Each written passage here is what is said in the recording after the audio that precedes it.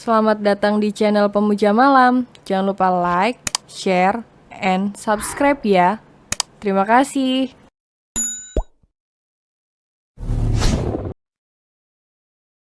Chapter 15 tidak mau terlalu terlihat bucin. Leo tersenyum melihat wajah Ale yang tersipu malu. Lalu berkali-kali mendaratkan kecupan di pucuk kepala gadis itu. Sementara itu, apa katanya? Aku cemburu? Dasar wanita jadi-jadian. Lagi pula siapa yang cemburu pada siapa? Lintang menjatuhkan bokongnya di sofa Leo dengan kasar. Ini tidak bisa dibiarkan. Aku harus menghubungi Momi Inara. Lintang yang juga emosi karena dirinya sudah kalah 1-0 dari Ale. Langsung mengambil ponsel untuk bertindak. Selain tidak terima karena merasa kalah dari Alexandra, Lintang pun merasa kesal. Karena Leo malah meninggalkannya dan memilih mengejar wanita yang statusnya saja belum jelas sebagai apa di hidup Leo. Mom, Leo membawa seorang gadis ke apartemennya. Setelah sambungan terhubung, Lintang langsung mengoceh pada Nyonya Inara. Baguslah sayang, dengan begitu Momi tidak perlu repot-repot lagi. Membuat kencan buta untuk Leo. Astaga, Momi. Memang Momi sudah tahu siapa gadis yang dibawa Leo? Hening, Nyonya Inara seperti memikirkan sesuatu. Memang siapa? Tanyanya penasaran. Sepertinya gadis itu karyawan di perusahaan. Tapi aku juga belum yakin.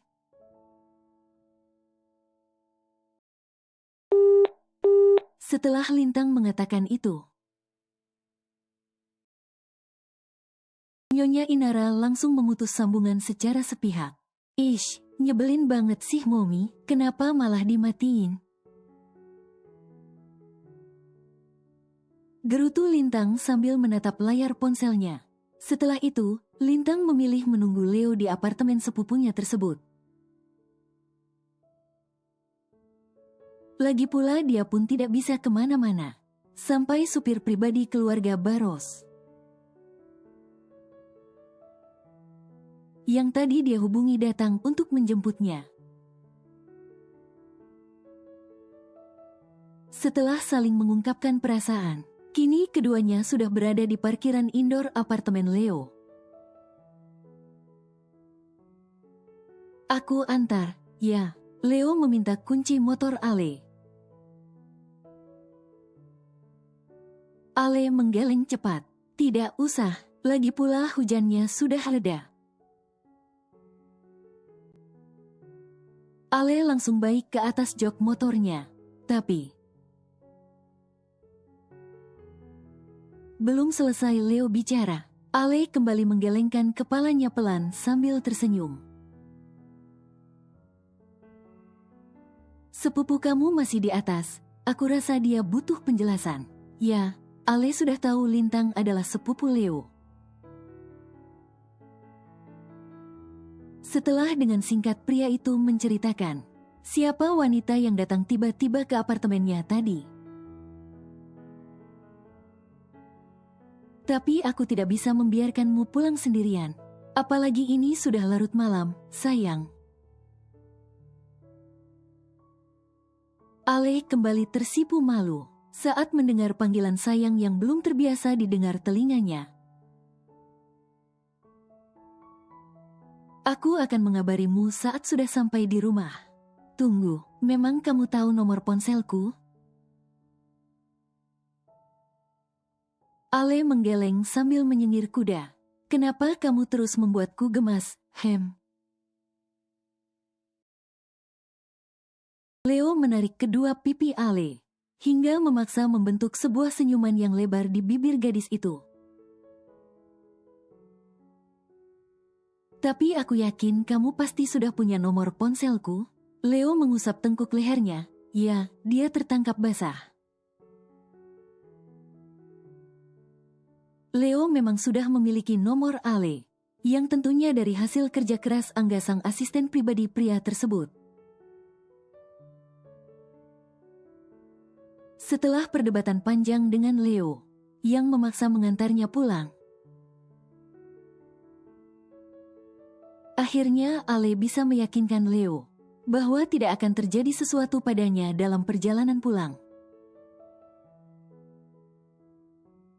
Dan Leo pun terpaksa mengizinkan, meski hatinya tidak rela membiarkan wanitanya pulang sendiri. Leo belum beranjak dari tempatnya berdiri, sampai motor yang dikendarai Ale tidak terlihat lagi.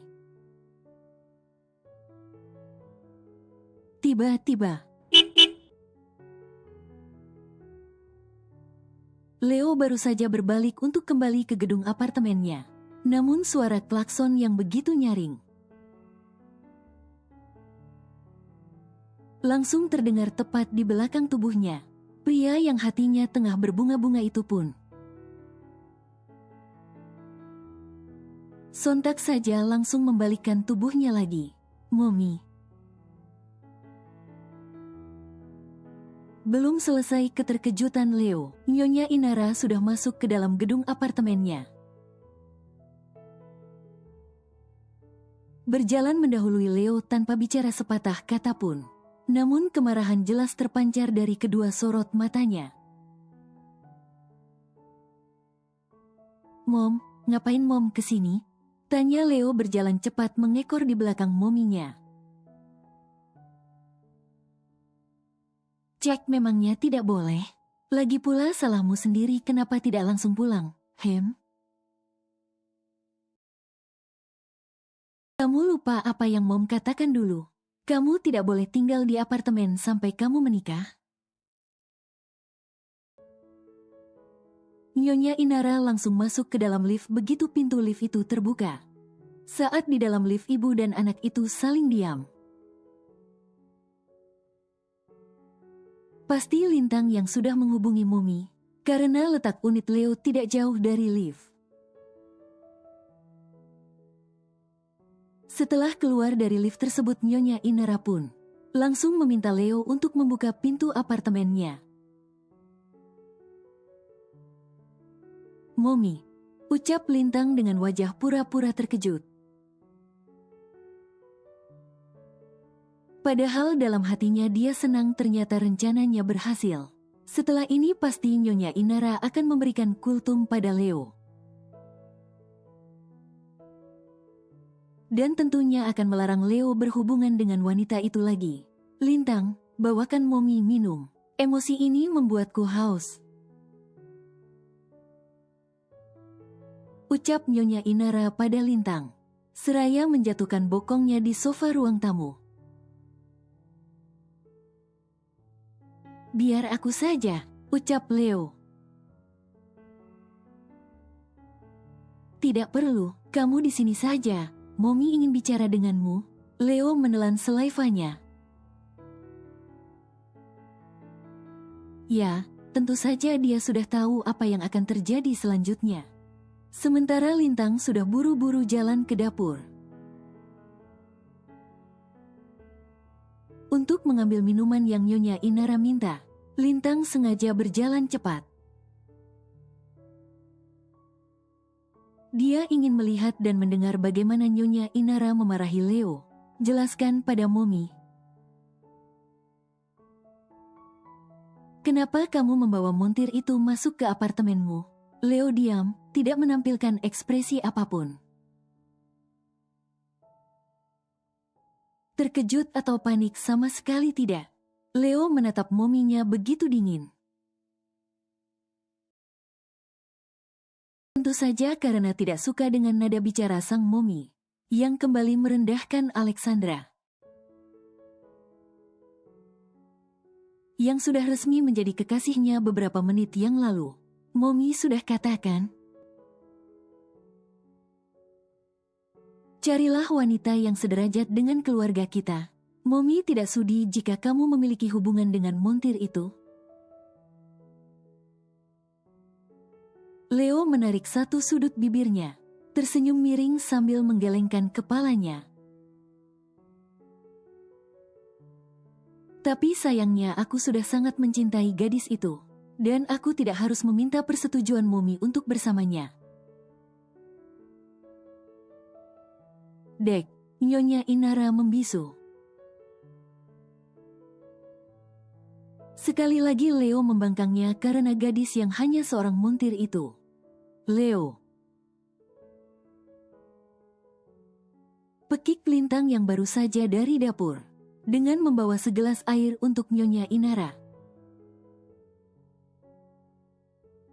Kenapa kamu bicara seperti itu dengan Momi? Tidak sopan. Sejujurnya Lintang sama terkejutnya dengan Nyonya Inara.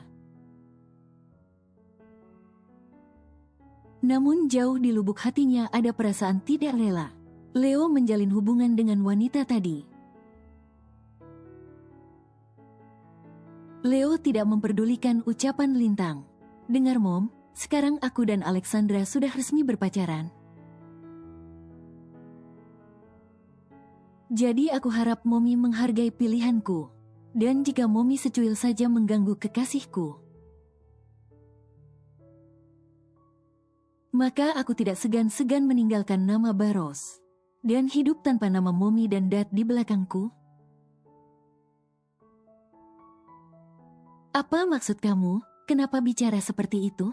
Pekik Nyonya Inara menatap nyalang kedua netra putranya.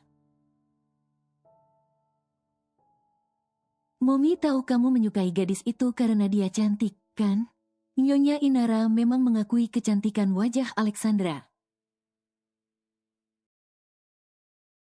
Saat pertama kali melihat gadis itu ketika bersama Leo, namun baginya cantik saja tetap tidak cukup.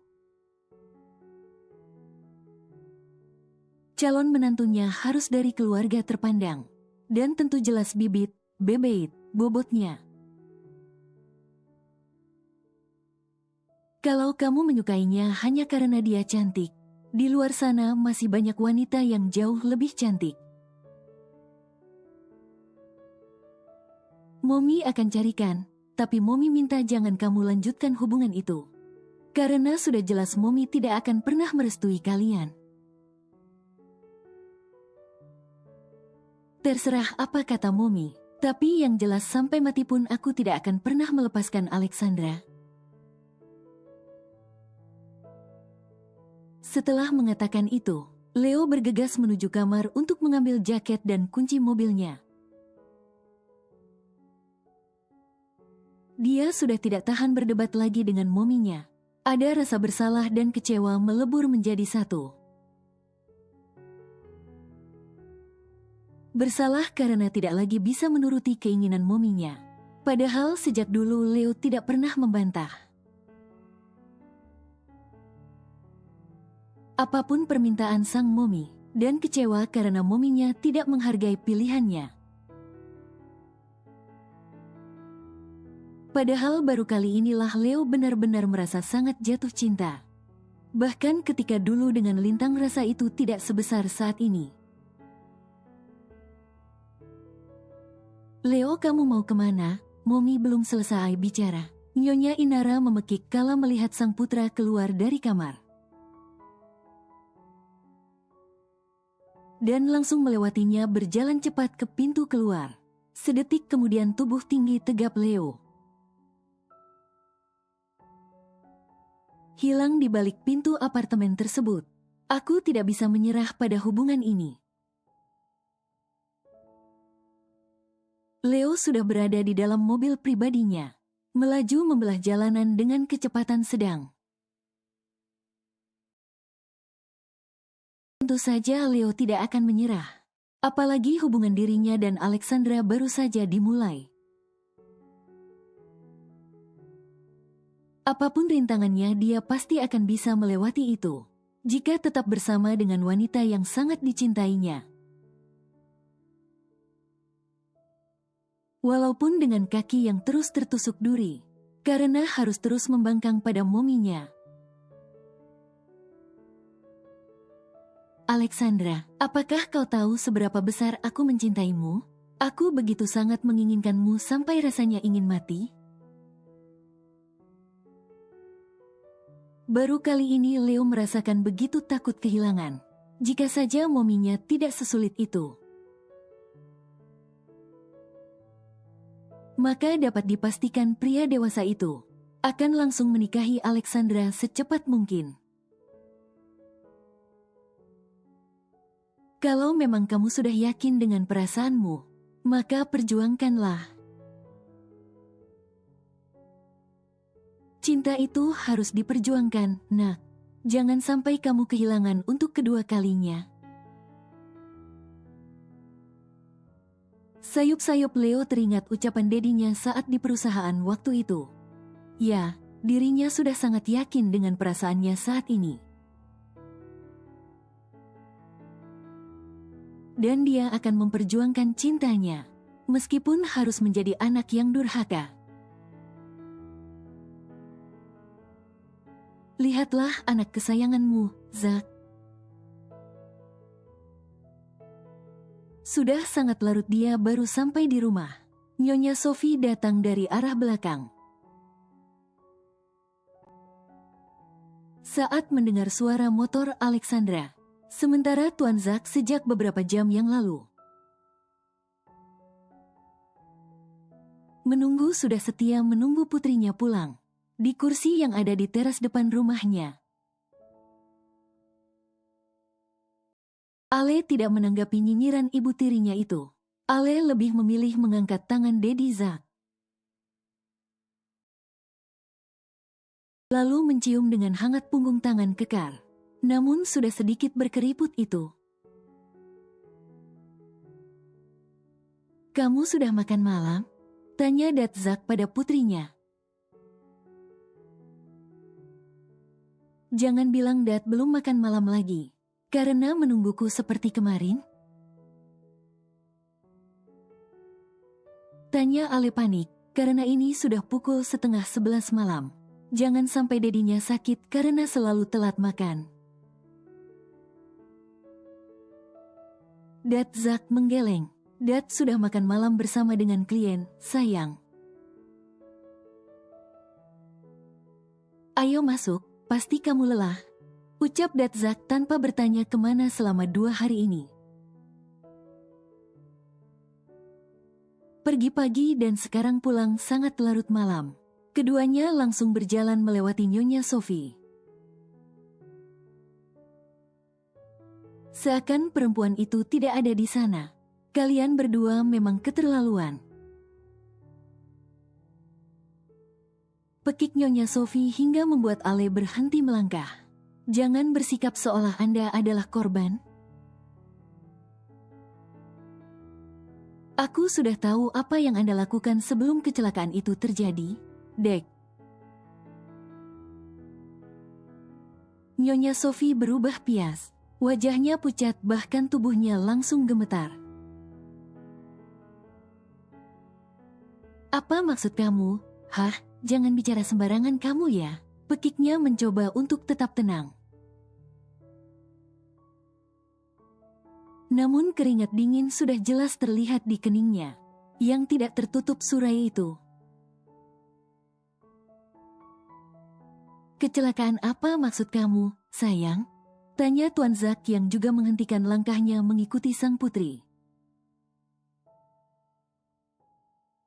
Ale hanya tersenyum sinis, lalu menatap dengan tatapan membunuh, yang langsung tembus menghunus ke jantung Nyonya Sophie. Gadis itu kembali melangkah namun kali ini menghampiri ibu tirinya. Tunggu saja pembalasanku, aku akan membuatmu hancur.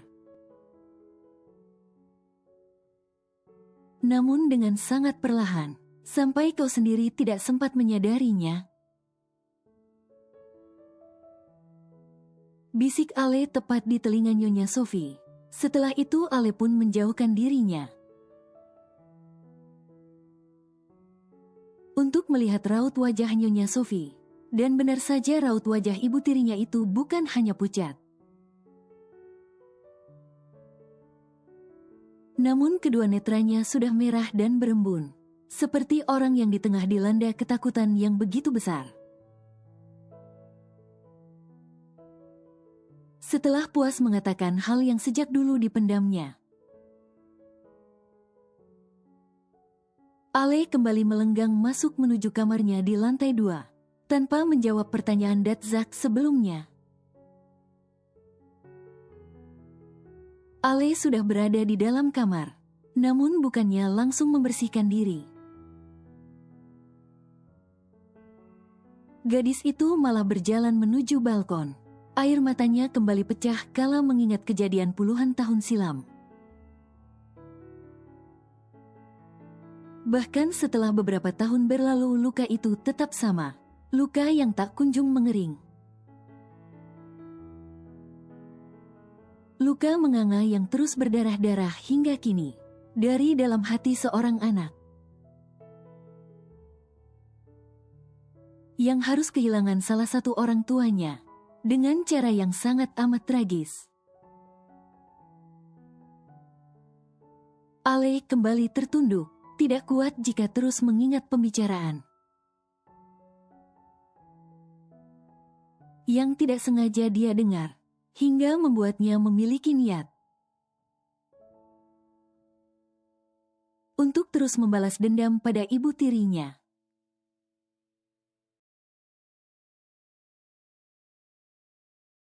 Malam 1 bulan setelah Nyonya Sophie resmi menjadi ibu tirinya, malam itu terasa begitu mencekam. Bahkan bagi Ale yang seorang anak pemberani, meskipun terlahir sebagai anak perempuan. Namun Ale tidak memiliki ketakutan pada apapun. Tapi malam ini suara petir yang menggelegar, ditambah derasnya hujan, diiringi dengan sapuan angin yang begitu kencang, mampu membuat Ale merasa ketakutan untuk pertama kalinya.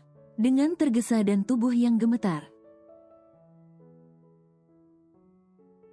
anak perempuan berusia 6 tahun lebih itu pun berlari dari lantai 2 kamarnya menuju lantai 1.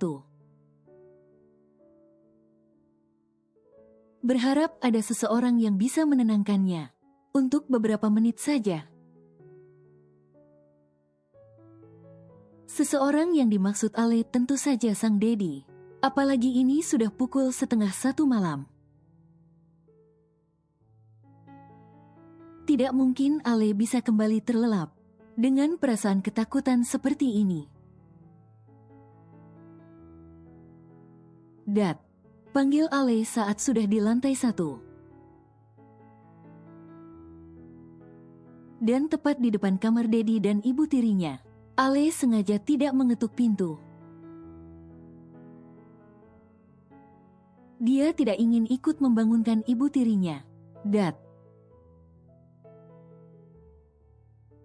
Non Evelyn. Ale menoleh ke belakang. Saat suara yang begitu familiar terdengar memanggil namanya.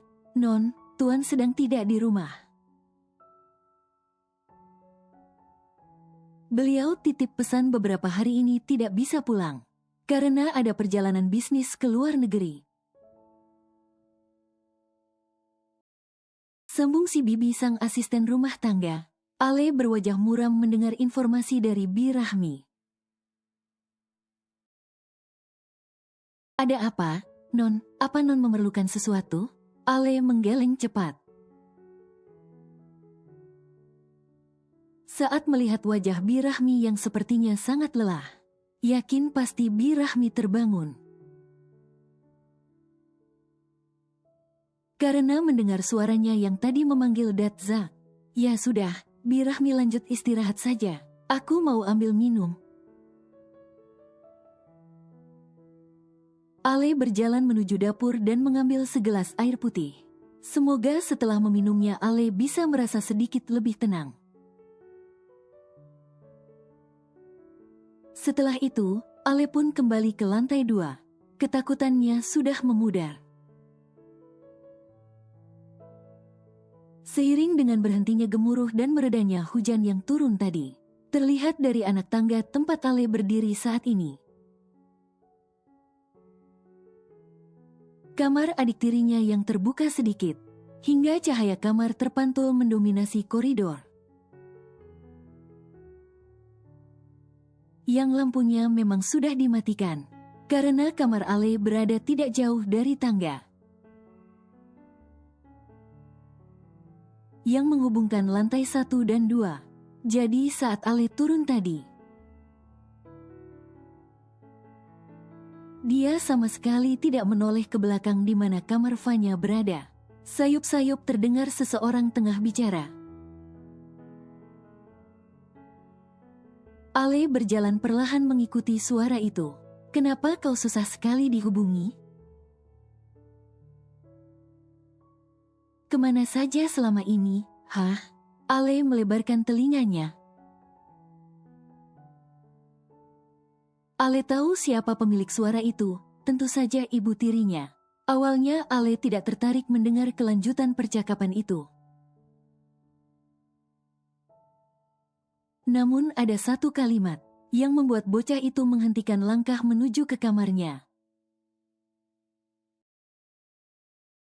Aku tidak mau disalahkan atas kecelakaan yang terjadi pada Dahlia. Kalau ada apa-apa kau yang harus bertanggung jawab, Irham, Dek. Ale mematung di tempat, kedua netranya mulai berembun. Perlahan saat kesadarannya mulai. Kembali bocah itu pun kembali melangkah. Namun kali ini berdiri tepat di balik pintu. Iya, aku memang yang menyuruhmu merusak mesin mobilnya. Tapi aku tidak memintamu membuat dia mati. Aku hanya ingin dia cacat dan tidak bisa lagi melayani Zack. Kenapa kau malah membuat mobilnya terbakar sampai hangus? Dasar bodoh, pokoknya aku tidak mau sampai terlibat. Jika pihak berwenang menyelidiki kasus ini lebih lanjut. Mata Ale membulat sempurna, tubuhnya kembali bergetar hebat. Air matanya luruh membasahi kedua netra gadis kecil itu. Pada saat yang sama, pintu kamar Vanya tiba-tiba terbuka lebar. Tanpa pikir panjang Ale langsung bersembunyi di balik tembok yang jadi penyekat kamar itu. Dengan ruangan tengah di lantai 2, Ale menggelengkan kepalanya. Mencoba untuk tetap tenang. Meski hati dan pikirannya saat ini sangat kacau dan sedih. Suara obrolan di telepon itu tidak terlalu keras. Namun isi pembicaraannya sukses menghentak jantung Alexandra. Sungguh sulit dipercaya apa yang gadis itu dengar barusan. Bahkan tidak pernah terbersit. Bahwa Nyonya Sophie adalah dalang dari meninggalnya sang momi. Apa yang Ale dengar tadi bukan perkara main-main. Ini soal pembunuhan berencana yang dilakukan oleh ibu tirinya sendiri. Ingin tidak percaya namun telinganya sendiri yang mendengar langsung. Mana mungkin bisa dengan mudah diingkari. Ale terus bersembunyi. Dan kala mendengar pintu kamar Vanya kembali tertutup, dan terdengar juga langkah kaki seseorang menuruni anak tangga. Akhirnya Ale keluar dari persembunyiannya, dan segera berlari ke kamarnya. Ale menangis sejadi-jadinya. Sejak saat itu Ale benar-benar sangat membenci Nyonya Sophie. Dan berjanji pada dirinya akan membalas semua yang telah wanita itu lakukan hingga ke akarnya.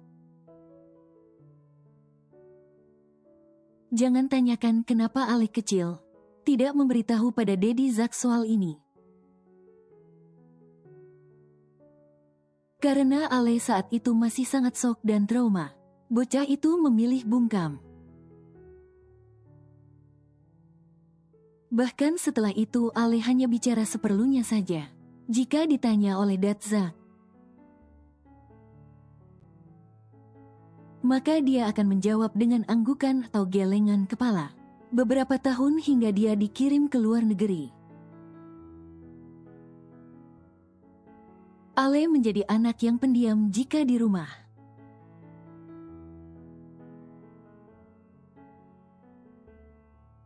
Setelah puas mencurahkan kesedihannya pada gelapnya malam, Ale segera masuk ke dalam kamar mandinya untuk membersihkan diri. 1 jam lebih Ale berada di dalam sana, berendam dengan air hangat. Mampu membuat tubuhnya kembali rileks dan sedikit melupakan beban pikiran yang dia derita selama ini. Selepas mandi dan memakai piyama tidur, Ale langsung naik ke atas kasur berukuran king miliknya. Biasanya Ale enggan untuk mengecek ponsel sebelum tidur. Namun kali ini Ale penasaran apakah Leo menghubunginya atau tidak. Ale tersenyum kala melihat ada 10 panggilan tak terjawab dan 12 pesan masuk. Dari nomor ponsel yang tidak ada di kontaknya. Kamu sudah sampai di rumah atau belum? Kamu di mana, sayang? Alexandra, kenapa tidak memberi kabar? Ini sudah lebih dari 1 jam sejak kamu meninggalkan apartemenku. Sebenarnya kamu di mana? Aku khawatir. Angkat teleponnya. Dan masih banyak lagi pesan yang Leo kirim melalui APK WhatsApp pada Alexandra. Ale terus tersenyum membaca pesan Leo berulang-ulang. Ada perasaan hangat yang menjalar ke dasar hatinya. Ternyata seperti ini rasanya menjadi berharga. Aku sudah di rumah. Ale membalas pesan singkat Leo dengan sangat singkat. Dia tidak mau terlalu terlihat bucin. Padahal sebenarnya gadis itu sangat bahagia. Mendapat rentetan pesan yang membuatnya tersipu malu.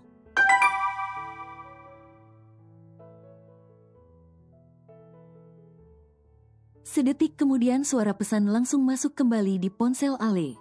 Akhirnya kamu membalas pesanku. Syukurlah kalau sudah di rumah. Aku hanya khawatir. Maaf jika terlalu berlebihan. Ale sama sekali tidak terganggu dengan pesan yang dikirim Leo meskipun begitu banyak. Justru sebaliknya, Ale bahagia. Dan semakin bertumbuhlah rasa cintanya pada si raja hutan itu. Ale tidak menyangka sosok yang dikenal begitu dingin dan datar ternyata bisa sebucin ini. Dan beruntungnya Leo bucin pada dirinya, yang juga merasakan perasaan yang sama dengan pria tersebut. Bayangkan jika Ale memiliki perasaan pada Leo, dan ternyata pria itu malah menyukai gadis lain. Dan Ale harus melihat betapa bucinnya Leo pada gadis lain itu. Pasti sangat menyakitkan sekali. Membayangkannya saja membuat Ale sesak, apalagi jika itu sampai benar terjadi.